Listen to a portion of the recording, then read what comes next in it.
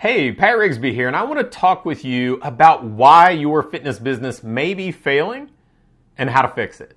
Really, it kind of comes down to 5 different things that could be bottlenecks in your business. And when I say failing, we could be talking about revenue, profitability, retention. We could be just talking about burnout. There are a lot of different ways that we're probably defining that word. So as we walk through these 5, I'll elaborate more on what I mean. So the first is what I call our attract unit.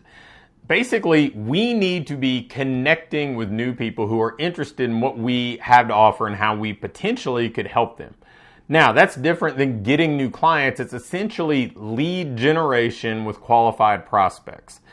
And I would tell you that most businesses in the fitness industry, they're average at best when it comes to this. They either are very reactive when it comes to lead generation and take some word of mouth and referral stuff and periodically do some online advertising, and that's about it. Or they just do stuff whenever things get tight. Whenever desperation sets in, they push the lead generation.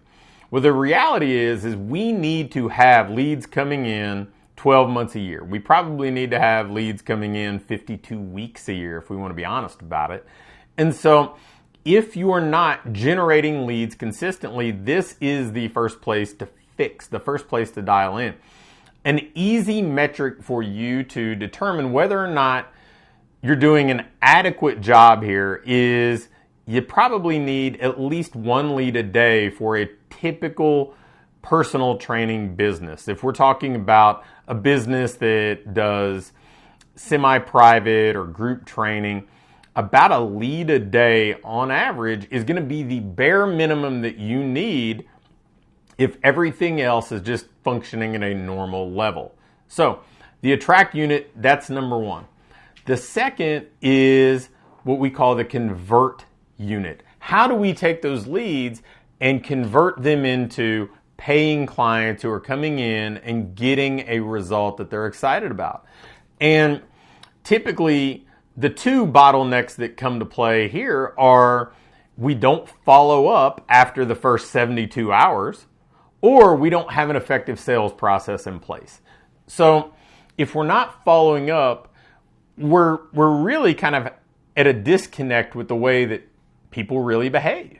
So in the convert unit, there's going to be a very small percentage of people that the moment you connect with them, they're just ready. They're like, you know what, today's my day. I'm going to join. I'm excited. That's not the way most people are. In fact, most of the research we've seen says about 15% of people that you get as a lead are ready now.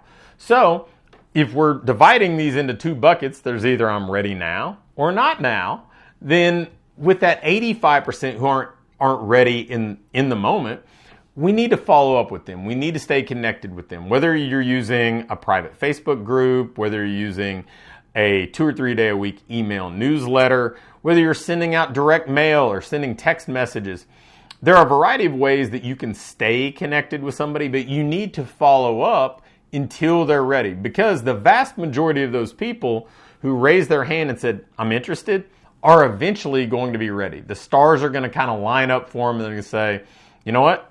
I'm ready to go make a change. I'm ready to get out of my comfort zone. And so we need to follow up until that happens. And then once we do get them to come in and experience what we have to offer, we need to have an effective sales process to convert them from prospect to client.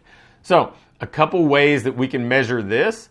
Well, from a follow-up standpoint, if you're not following up with somebody at least on a weekly basis after that kind of honeymoon period when they first come in contact with you, we're falling short. And I would tell you a weekly basis is bare minimum.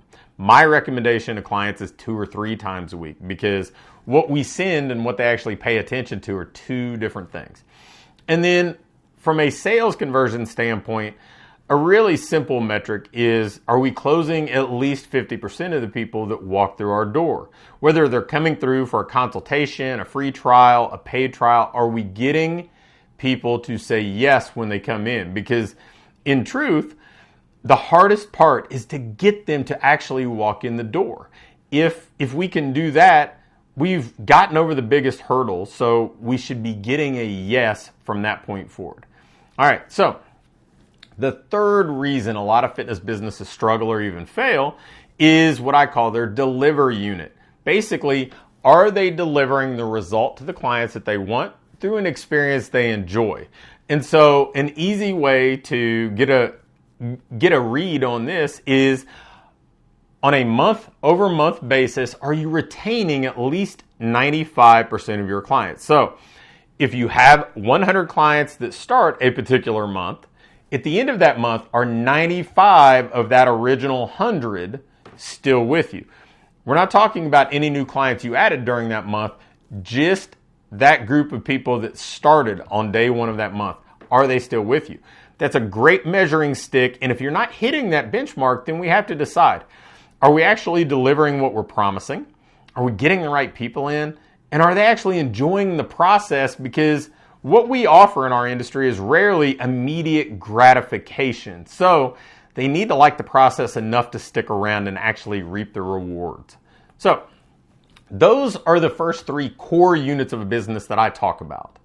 But there are two other things that can cause businesses to fail. The fourth item that can cause us to really struggle is just not understanding our numbers and not making sure that we're profitable. So we're putting in all this work, but all the money that's coming in is going out the back door. Our bank account is in the red, or it's always close to being there.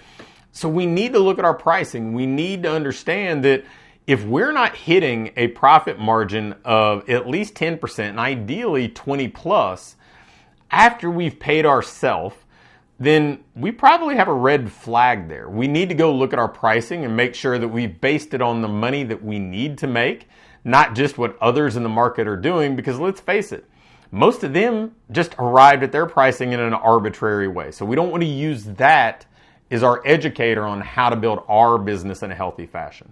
So we need that profit margin to be at minimum 10% and then ideally over 20. And then finally, are we playing our best role? Because sure, when we start a business, we're doing everything. We're the jack of all trades. We're doing everything from training to follow-up to admin work and finance to cleaning the bathrooms. And let's face it, that's what happens in the beginning. We have to hustle to get going. But if you're still behaving like a startup 4 or 5 years in, then you're doing it wrong. We need to evolve to playing our best role and hiring other people to play their best role. So if you're not somebody who just instinctively gravitates to administrative work, hire somebody to do that and ascend to playing a better role for you, whether that's coaching, whether that's marketing or selling or being a leader of a team. But if you're wearing every hat, you're going to burn out. And so maybe from a failure standpoint, it may not feel that way because you might be profitable. You may be serving a lot of people. But if you're miserable, there's going to be a really short road that you're going to want to keep owning this business before you get burned out and want to leave. So those are our 5 factors that you can easily fix and avoid failure and actually build a business that you love, what I call your ideal business. Remember, we need to consistently attract clients. Well, consistently attract prospects. Minimum 30 a month on average. Ideally, more than that. 2, we need to convert those prospects to clients. So we need to follow up consistently, minimum once a week, ideally more. And we need to have a sales process that converts at least 50% of the people who walk through our door. Number 3, we need to deliver an experience that people love and a result that they really dream about, the thing that they came to you in the first place for. Now, a way to measure that, 95% retention.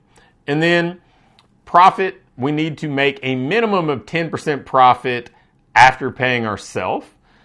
And finally, our role, this is a little more subjective. There's not a great metric I have for this, but ultimately, if you're doing everything, you're doing it wrong. You need to hand off some things and play your best role. So hopefully, those 5 things You now have a handle on how to avoid failure, fix them, and build a business you love. Thanks for watching. If you click the first link in either the description or the link in the pinned comment, you can get my latest book, The Ideal Business Formula, for free. And if you like this video, hit the thumbs up button for me. If you have any questions or comments or video requests, leave me a comment below and I'll be quick to respond. And lastly, make sure to hit the subscribe button. I'm posting videos weekly now, and if you turn your notification bell on, you'll be sure to get them all.